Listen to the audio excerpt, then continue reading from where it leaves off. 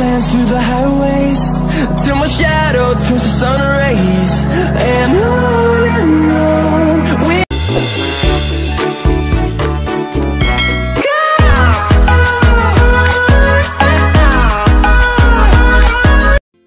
Assalamualaikum warahmatullahi wabarakatuh. Halo teman-teman, kembali lagi dengan saya Adita Fadila dari Istikes Salsabila Serang, jurusan S1 Farmasi semester 4. Di sini saya akan menjelaskan video tentang implementasi akhlak mulia dalam berkomunikasi. Nah, langsung saja ya teman-teman. Komunikasi adalah penyampaian pesan berupa ide, pemikiran, atau informasi kepada orang lain. Nah, penyampaian pesan disebut dengan komunikator atau sender atau pengiriman. Penerimaan pesan disebut komunikasi atau receiver atau penerima. Apa sih yang dimaksud dengan pengertian komunikasi menurut Islam? Komunikasi Islam adalah proses penyampaian pesan dengan menggunakan prinsip-prinsip komunikasi dalam Islam. Komunikasi Islam yang disebut dalam Al-Quran adalah 1. Qaulan sadida, yang kedua qaulan baligh, ketiga qaulan ma'rufah, qaulan sadida. Qaulan sadida berarti pembicaraan, ucapan atau perkataan yang benar baik dari segi substansi, materi isi pesan maupun redaksi kata dasar. Dalam Quran surat An-Nisa, Bismillahirrahmanirrahim, wa yakhshal ladzina la taraku min khalfihim dzurriyyatan dha'afan khafu 'alaihim falyattaqullaha wal yaqulu qawlan sadida. Kesimpulannya itu dari segi substansi, komunikasi Islam harus menginformasi atau menyampaikan kebenaran, faktual, hal yang benar saja, jujur, tidak berbohong, yang tidak merekayasa atau manipulasi fakta. Dalam surat Al-Hajj ayat 30, dan jauhilah perkataan-perkataan dusta. Hendaklah kamu berpegang pada kebenaran atau syirik, karena kesungguhan kebenaran itu menimpa kepada kebaikan, dan kebaikan itu membawa ke surga. Hadis riwayat muttafaqun alaih. Katakanlah kebenaran walaupun pahit rasanya. Hadis riwayat Bukhari. Nah, yang kedua adalah qaulan baligh. Kata baligh berarti tepat, tugas, fasih, dan jelas maknanya. Qaulan baligh artinya menggunakan kata-kata yang efektif, yaitu tepat sasaran, komunikatif, mudah dimengerti, langsung ke pokok masalah atau straight to the point, dan tidak berbelit-belit atau bertele-tele. Dalam surat An-Nisa ayat 63, Bismillahirrahmanirrahim, ulaikal ladzina ya'lamullahu ma fi qulubihim fa'rid 'anhum wa'idhum wa qul lahum fi anfusihim qawlan baligha. Tiga itu qaulan ma'rufah. Kata qaulan ma'rufah disebutkan dalam Quran surat An-Nisa ayat 5. Bismillahirrahmanirrahim, wala tutus sufaha'a walakum lati ja'alallahu lakum qiyaman warzuquhum fiha waqsuhum wa qulu lahum qawlan ma'rufa. Sadaqallahu alazim. Saya akan menjelaskan tentang pentingnya berkomunikasi. Yang pertama itu memberi informasi kepada masyarakat, yang kedua mendidik masyarakat, yang ketiga mempengaruhi masyarakat, dan yang keempat itu menghibur masyarakat. Oke teman-teman, yang pertama kita akan berbicara langsung dengan adik saya, yaitu yang bernama Rifa Bilqis, mengenai sekolah online di masa pandemi COVID-19. Langsung saja teman-teman, kita panggilkan Rifa. Oke, baik Rifa kan sekarang kelas 5 SD. Nah, di masa corona ini kan segala sesuatu itu dilakukan secara online. Mulai dari sekolah entah itu SD, SMP, SMA maupun kuliah, dan juga yang kerja-kerja pasti semuanya dilakukan dengan secara online. Sekolah online itu susah nggak sih? Susah, menurut saya sih susah ya, karena kuliah online itu di rumah aja gitu ya, sendiri. Biasanya kan sama bu guru gitu ya, dijelasin dulu, dikasih materinya gitu. Terus sekarang enggak gitu ya? Iya, sendiri aja. Selama corona ini sering dikasih tugas nggak sama ibu gurunya? Dikasih, tapi cuma satu tugas. Terus bagaimana cara Rifa menghindari agar tidak terkena virus corona? Apa yang Rifa lakukan sehari-harinya biar tidak terkena virus corona? Yaitu pakai masker, jaga jarak, hindari kerumunan, dan selalu jaga kesehatan. Tapi kita jangan terlalu panik gitu ya. Oke Rifa, terus kalau misalnya coronanya ini udah hilang, Rifa bakalan ngelakuin apa? Kalau coronanya udah ada, saya sih pertamanya bersyukur kepada Allah. Udah, terima kasih Rifa atas informasinya, atas waktunya. Semoga coronanya cepat berlalu, cepat tinggal dari Indonesia, dan kita bisa melakukan aktivitas seperti biasa lagi ya. Iya. Terima kasih Rifa. Terima kasih juga atas doanya ya.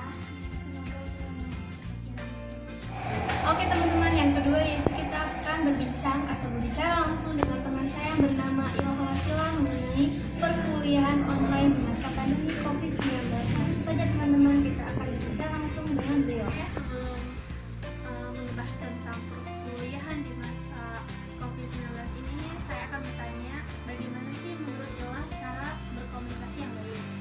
Kalau menurut saya sendiri, cara berkomunikasi yang baik itu tergantung tingkatnya sih. Kalau misalnya kayak kepada orang tua, misalnya kita harus bicara yang sopan sih, bukan ke orang tua aja sih, kayak ke teman sebaya juga jangan terlalu apa sih, kayak ujian ke intinya mah harus menyesuaikan bagaimana cara berbicara dengan orang tua, dengan teman sebaya ataupun dengan kecil, jadi supaya tidak kayak supaya kelihatan sopan lah gitu.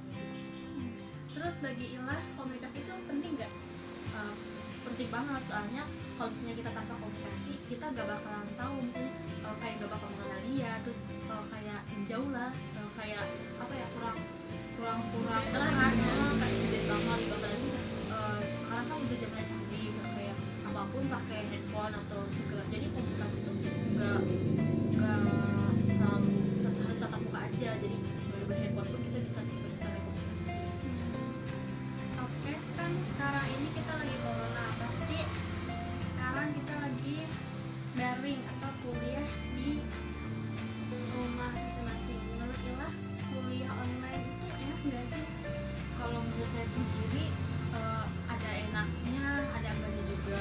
Soal enaknya ya maksudnya agak capek ke kampus, tapi gak enaknya bisa ngabisin kuota, terus gak ketemu sama dosen, gak ketemu sama teman-teman, apalagi sama teman-teman gitu.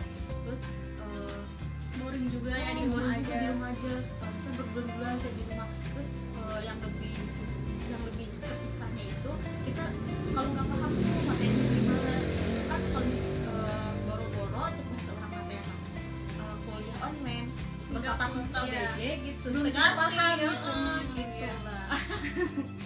Terus kalau misalnya ada tugas, berarti ngerjainnya secara online gitu ya? Iya, secara online. Terus misalnya kita udah ngerjain terus kirim kayak gitu aja. Jadi tapi kalau misalnya mendingan langsung sih gitu. Jadi, meskipun nggak ngerti juga kita bisa langsung bertanya bersama teman ataupun sama dosennya.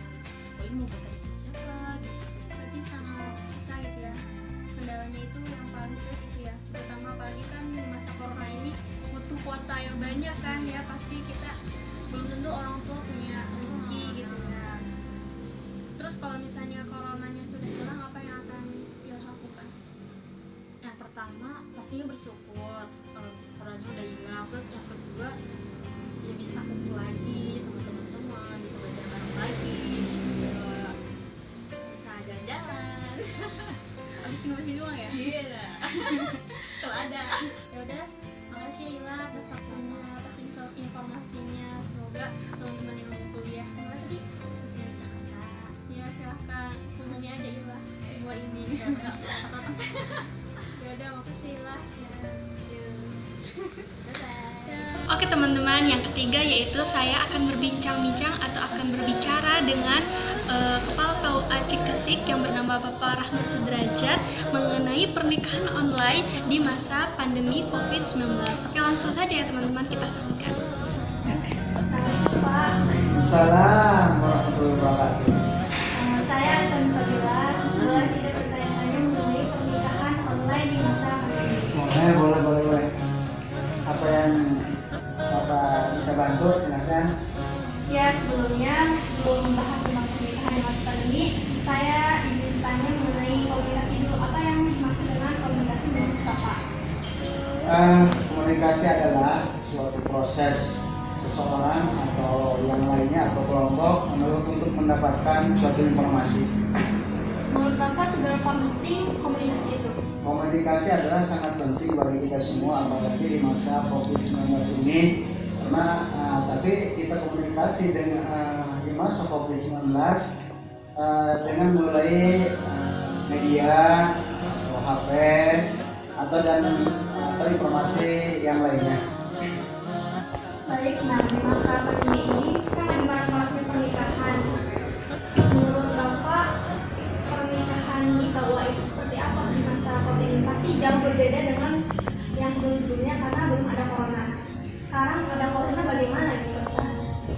berdasarkan surat edaran atau SE Dirjen nomor 9 2020 bahwa pernikahan boleh dilaksanakan.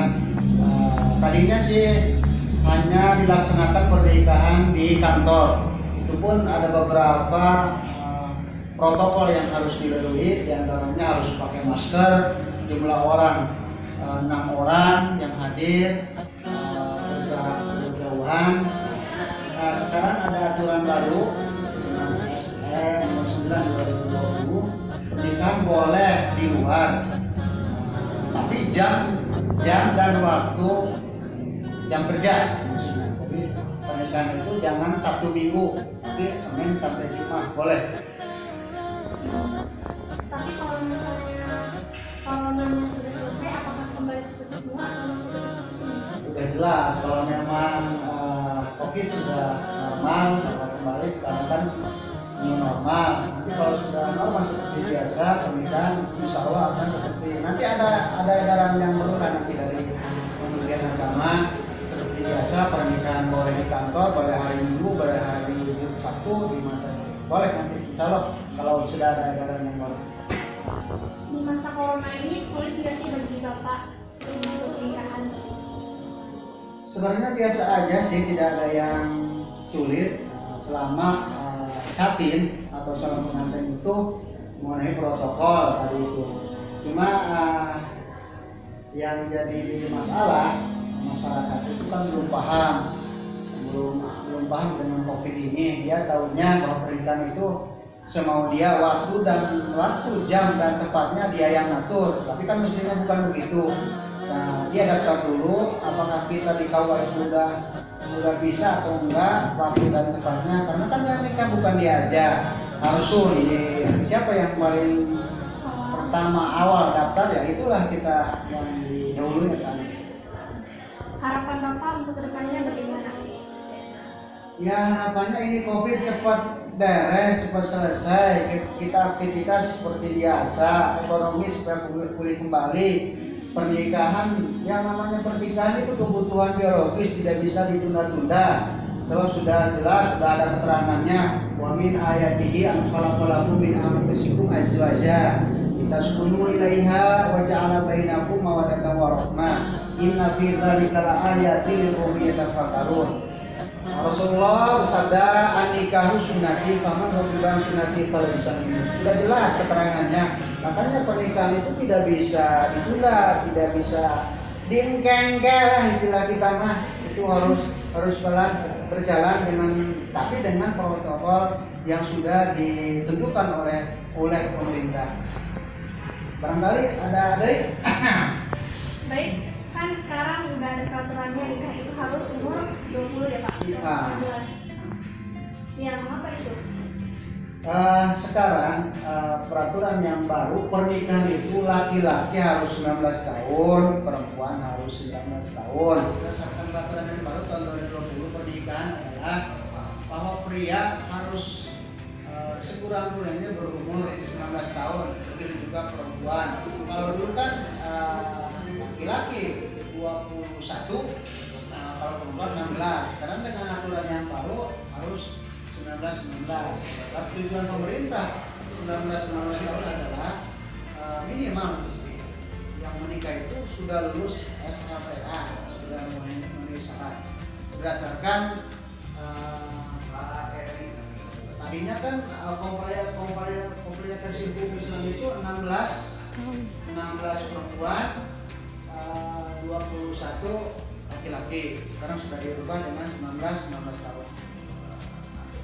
Nah, kalau misalnya sudah ada yang seperti itu, berarti kalau misalnya ada yang menikah di umur yang belum memenuhi syarat, itu berarti dia diterima. Kita tolak, itu kan ada di situ aturannya bahwa kalau memang kurang, walaupun 1 hari itu kita tolak, ada surat penolakannya dari kita, nanti kita tanda-tangan. Tapi kalau memang toh dia memaksa, kurang waktu dari kita, ada dispensasi namanya, dispensasi ke pengadilan agama.